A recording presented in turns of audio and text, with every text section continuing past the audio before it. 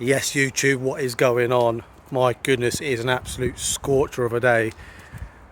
Hence why the cap is on. So, today's another episode of Coaching Words and Phrases, and we've got two more for you guys.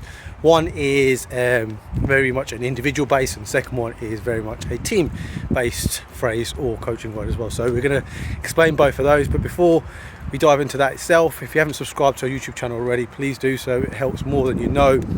And click that notification bell because it does inform you every time there's a video uploaded to our channel. And secondly, just drop the video a like as well. Would massively appreciate it, and it does help the algorithm gods as well. Let's get into today's video. Hope you guys enjoy this one.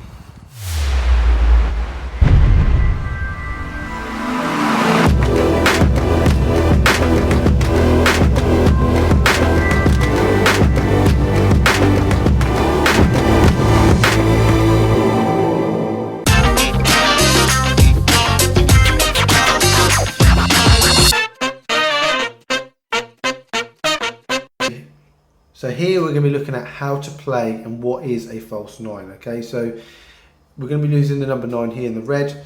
Now, typically a number 9 is someone who plays kind of between the two centre backs, or it might be the opposition might be playing 3 centre backs. Their job is to kind of occupy the 5 and the 6, or i.e. the 3 centre backs. And by doing that, they could, get inside the box, wait for some crosses to come in. They could stretch the play and threaten the space in behind. That's typically what a number 9 does. However, false number 9 is someone who maybe starts in the number 9 position, but always comes to receive in these positions here. Maybe in a number 10 position, where maybe the opposition midfield could be. So you might have the opposition number 4 there.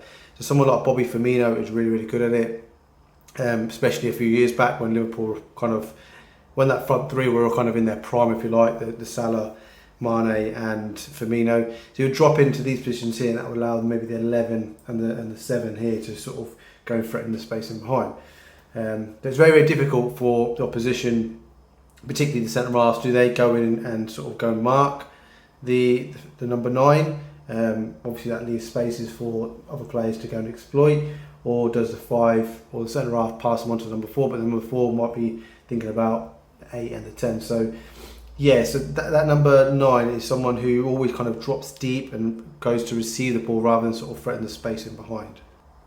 Just to add a bit further to the false number 9, now you could be someone like Manchester City, maybe Spain back in the day as well, when they didn't necessarily have a physical like number 9, if you like, a typical number 9. They were playing maybe a midfield player. So just for the purpose of this, just say this is number 19, okay?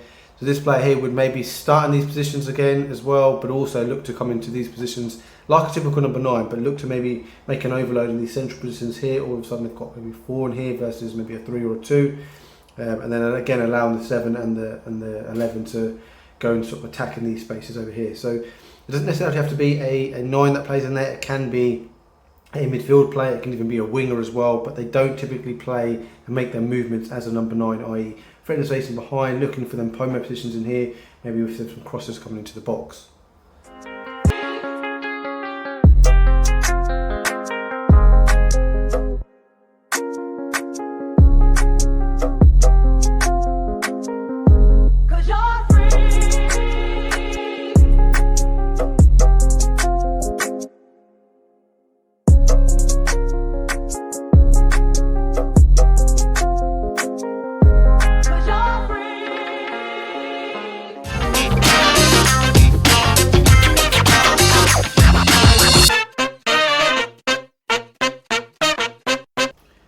Okay, next up we're going to look at something called a mid block. Now we've already discussed a low block. Low block is typically in the sort of defensive third, if you like, maybe semi-creeping, 1 or 2 players sort of in the cusp of the middle third.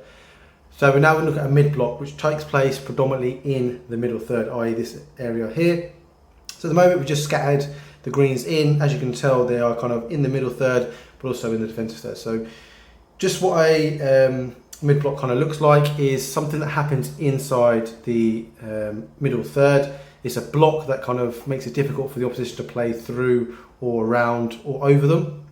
So we obviously need to try and make this better. It needs to be more compact, needs to be more together, and also it just needs to be inside the middle third, most importantly. So 3 is going to move in, 5, 6 and the 2. Straight away we're in the middle third. The 11 might just come into here, the 7 might come in narrow, and then these 3 in here might just narrow up as well. Okay, so that's vaguely kind of what and where the mid block kind of takes place. What I would say is the distances between sort of the players, the 2 to 6, 6 and the 5, 5 and the 3, can be slightly larger because we're not sort of desperately defending in the final third where it's really, really important to defend. And likewise with the units as well. So, you know, normally these 5 players here would maybe be a fraction deeper to try and help the defensive line, but because we're in the middle third, we don't necessarily need to. So just to incorporate a few players. So, in fact, we'll incorporate all of the opposition. Just in here, 7, 8,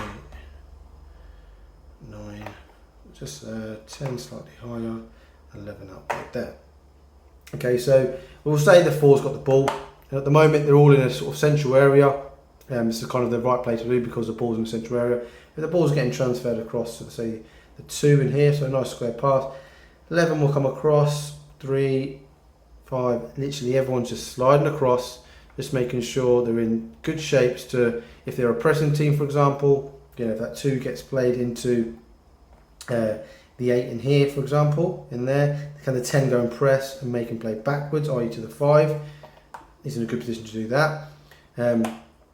But also, you know, if the ball does get recycled again from the 5, everyone's going to be, and then to the 6 and then to the 3, everyone's going to be sliding across inside that block, making sure their shape is nice and relatively narrow. Not, you know, it doesn't have to be too narrow at this stage, but inside that block where they can affect most of the players. So 4 will probably come across, 8 would come support, 7 will play higher, 2, 5, etc. in that position there. So a mid block is something that takes place in the middle third, but the distances, I think you can allow yourself to be slightly bigger between the units and each of the players, i.e. the 2, 6, 5 and 3, or it could be the 11, 10, 4, 8, 7, for example, in this system. Okay, so just make sure you're in that defensive block inside that middle block where you're hoping to allow the opposition to play lateral passes or sideways passes around the shape and not through. And obviously if it goes over, then maybe the 1 can affect it as well.